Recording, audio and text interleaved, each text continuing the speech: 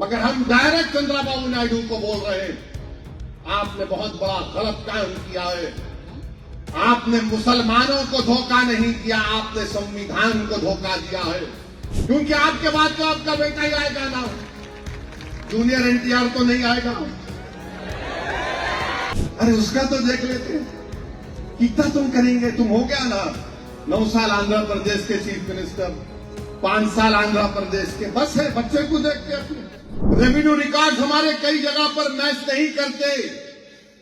कानून यह बोलता है कि वक्फ बाय यूजर, सही वक्फ बाय यूजर है, रिकॉर्ड है मगर वक्फ बाय यूजर है।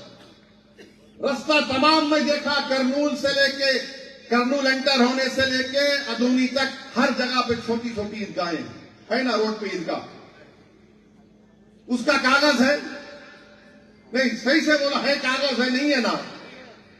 80% कागज नहीं होगा तो अब यह कानून का हमारा नहीं, तुम्हारा नहीं है। ये वक्फ बाय यूजर को निकाल दिए। अरे जिस जगह पर मैं 100 साल से, 80 साल से, 200 साल से, 300 साल से नमाज पढ़ रहा हूं, कब्रों पे दुरूद पढ़ रहा हूं, फातिहा पढ़ रहा हूं, फूल चला रहा हूं, कारखानों को मैं 2-2 साल से आबाद रख रहा हूं, क्योंकि अल्लाह के वली वहां बैठकर वास करते थे। उन्होंने बोल दिए नहीं, वक्फ बाय यूजर खत्म, तुम मालिक नहीं। वक्फ का क्या फायदा हो रहा मुझे बताओ। हम चंद्रबाबू नायडू से पूछ रहे हैं, मैं चैलेंज कर रहा हूं नायडू तुमको, तुम बताओ यह कानून से मुसलमानों को क्या फायदा हो रहा, बताओ हमको। 1 पैसे का फायदा नहीं है मुसलमानों को, नुकसान हो रहा है भारत के मुसलमानों को। मस्जिदें छीन ली जाएंगी, दरगाहें छीन ली जाएंगी, कब्रस्तानों को खत्म कर दिया जाएगा, खानखाओं को कुफल लगा दिया जाएगा। यह कानून कर रहा है। और चंद्रबाबू नायडू, मैं ये समझ रहा था कि शायद आप 2002 में बीजेपी का साथ देने के बाद आप इस तरह की गलती नहीं करेंगे, मगर आपने ये साबित कर दिया कि जहां पर मुसलमानों का मसला आएगा, आप संघ परिवार के एजेंडे को पूरे भारत में नाफिज करेंगे। आप इस मुल्क को, इसके सेकुलरिज्म को, इसके प्लुरलिज्म को, इसके डाइवर्सिटी को कमजोर करना चाहते हैं। क्यों किया चंद्रबाबू नायडू ने ये? अरे आपको आंध्र प्रदेश का कैपिटल बनाना है, बनाओ, हम भी लड़ेंगे अमरावती के लिए। आंध्र प्रदेश की तरक्की के लड़ना, हम भी लड़ेंगे आंध्र प्रदेश के लिए। ये हमारा पुराना रियासत रहा है। मैं तो एमएलए था 10 साल आंध्र प्रदेश का। हम कभी आंध्र प्रदेश को नहीं भूलेंगे। मगर आप अमरावती के नाम पर कैसे सौदा कर सकते भारत के संविधान के ऊपर?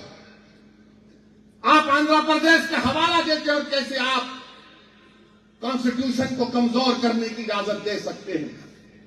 अभी भी वक्त है चंद्रबाबू नायडू साहब, इस कानून पर अमलावरी को रुकाइए। आप अगर ऐलान कर देंगे कि तेलुगु देशम इसकी तारीफ नहीं करेगी, इसके खिलाफ है, तो यकीन मानिए यह कानून का असर कम हो जाएगा रातों रात। मगर चंद्रबाबू नायडू नहीं करना चाहते। क्यों नहीं करना चाहते? क्योंकि वो सेकुलरिज्म पर कॉम्प्रोमाइज कर चुके। हमारे तेलुगु देशम के बहुत से मेरे भाई हैं, मैं उनकी बड़ी इज्जत करता हूं, जो जरूर उस पार्टी में हैं। वो कुछ नहीं कर सकते, मुझे मालूम, मजबूर है वो। मगर हम डायरेक्ट चंद्रबाबू नायडू को बोल रहे हैं, आपने बहुत बड़ा गलत काम किया है। आपने मुसलमानों को धोखा नहीं दिया, आपने संविधान को धोखा दिया है। आपने बाबा साहेब अम्बेडकर के संविधान को कमजोर करने का काम किया है। अरे कौन इख्तिदार पे रहेगा? बल्कि मैं तो चंद्रबाबू नायडू से कह रहा हूं कि आपने अपने से ज्यादा नुकसान, अपनी पार्टी से ज्यादा नुकसान आपने अपने बेटे लोकेश का मुस्तकबिल, उसको खत्म कर दिया आपने। क्योंकि आपके बाद तो आपका बेटा ही आएगा ना, जूनियर एनटीआर तो नहीं आएगा। इतना पॉपुलर है उन्हें, मेरे को नहीं मालूम। आता क्या उन्हें? आता क्या? नहीं, न्यूज बनना ना ये भी। आप लोकेश को परेशान करते हैं। अरे उसका तो देख लेते, कितना तुम करेंगे। तुम हो गया ना 9 साल आंध्र प्रदेश के चीफ मिनिस्टर, 5 साल आंध्र प्रदेश के, बस है बच्चे को देख के अपने, मगर आपने लोकेश को परेशानी में डाल दिया। मेरे भाई, सच्चाई बयान कर रहा हूं, ये वक्फ का कानून मुसलमानों से हमारी जायदादों को छीनने के लिए बनाया गया। एक बना दिया गया कि अगर कोई मुसलमान अपनी जायदाद को वक्फ पर औलाद करता है, नहीं कर सकते। क्यों नहीं कर सकते? क्योंकि आप बच्चों का हक नहीं मार सकते, बच्चों का हक नहीं मार सकते आप। अरे आप कौन होते भाई? मैं अल्लाह को दे रहा हूं, अल्लाह को बोल रहा हूं, अल्लाह उसको मालिक बना रहा हूं। मेरा बेटा बेटी भाई बहन कहां से आ गए इसमें? मैं अल्लाह को मालिक बनाकर बोलता हूं इसके बेनिफिशियरीज में मेरा बेटा बेटी रहेंगे। ट्रस्ट कैसा है? इसका फायदा बेटा बेटी को होगा। मगर चंद्रबाबू नायडू, पवन कल्याण, नीतीश कुमार, कुमारास्वामी, जयंत चौधरी, ये सब मिलकर बोले नहीं नहीं, बच्चों का हाथ नहीं मारना। अम्मा, बच्चों से इतनी मोहब्बत कैसा हो गई तुम्हारे को? अगर बच्चों से इतनी मोहब्बत है तो वो जो बच्ची जिसकी अस्मत रेजी गुजरात में हुई थी, जिसके इज्जत लूटने वालों को बीजेपी ने जेल से छोड़ दिया, बिल्किस बानो को क्या चंद्रबाबू नायडू अपने विजयवाड़ा घर में बुला के बिठा सकते? अम्मा पूछो, चाय पियो? नहीं बोल सकते ना। हम अल्लाह के नाम पे, कोई हिंदू बोलता मैं भगवान के नाम पे दान दे रहा हूं, कोई सिख गुरुद्वारा वाले बोलते हैं कि हम वाहे गुरु के नाम पे दे रहे हैं। उनका इख्तियार है, जायदाद उनकी है, मगर आप कौन होते मेरे को बोले बच्चों का हक नहीं मारना?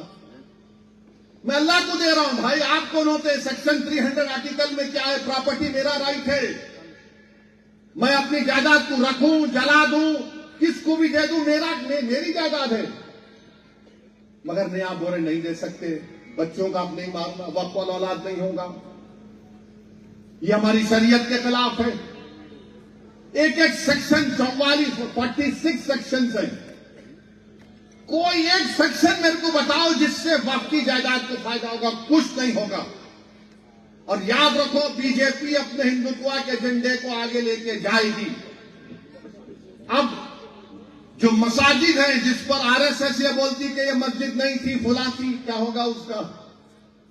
कि चंद्रबाबू नायडू आएंगे, नीतीश कुमार आएंगे, कुमारास्वामी आएंगे, जयंत चौधरी आएंगे, चिराग पासवान आएंगे, कोई नहीं आएगा। हमारे अल्लाह के घर को निशाना बनाएंगे तो हमको ठहरना पड़ेगा, दरगाहों पे निशाना बनाएंगे तो हमको तकलीफ होगी। किसको तकलीफ नहीं होगी? मेरे भाई याद रखो, जब तक आप में शऊर बेदार नहीं होगा, जब तक आप ये नाम निहाद सेकुलरिज्म, जो सियासी सेकुलरिज्म है, मैं उसके खिलाफ और रहूंगा। जो आईन में, संविधान में सेकुलरिज्म लिखा गया, मैं उसका पाबंद था और रहूंगा। सेकुलरिज्म से क्या मिला तुमको? बताओ मेरे को, क्या मिला आपको? अरे कम से कम वो जगन मोहन रेड्डी तो खुल के बोला कि जो ओवैसी साहब बोलेंगे हम तारीफ करेंगे, और पूरे एमपी उनके खड़े होकर मुखालिफत करे। उन्हें क्या नहीं करा अलग बात है, मगर कम से कम ऐसे कानून के वक्त तो जगन के पूरे एमपी खड़े होकर बोले नथिंग डूइंग, हम साथ सपोर्ट नहीं करेंगे।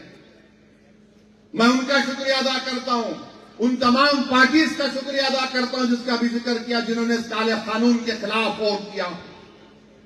मेरे भाई, आप में शऊर बेदार होना बहुत जरूरी है। अब आप देखो कानून में क्या बोलते कि वक्फ बोर्ड में कंपलसरी 2 नॉन मुस्लिम मेंबर बनेंगे। अच्छा, वो तो हो गया ना। अब यहां पर चंद्रबाबू नायडू से मेरा सवाल है, तिरुपति तिरुमला देवस्थानम क्या कहता है? कोई भी नॉन हिंदू टीटीडी का मेंबर नहीं हो सकता। हो सकता? हो सकता क्या? बोलो आप। अरे डर रहे कहीं कुत्ता बाबा, जोर से बोलो। हिंदू एंडोमेंट बोर्ड का मेंबर कोई मुसलमान हो सकता, मगर मुस्लिम वक्फ बोर्ड का मेंबर नॉन मुस्लिम हो सकता है। मिनिमम 2। ये कौन सा मुफाद में मुसलमानों के बताओ आप?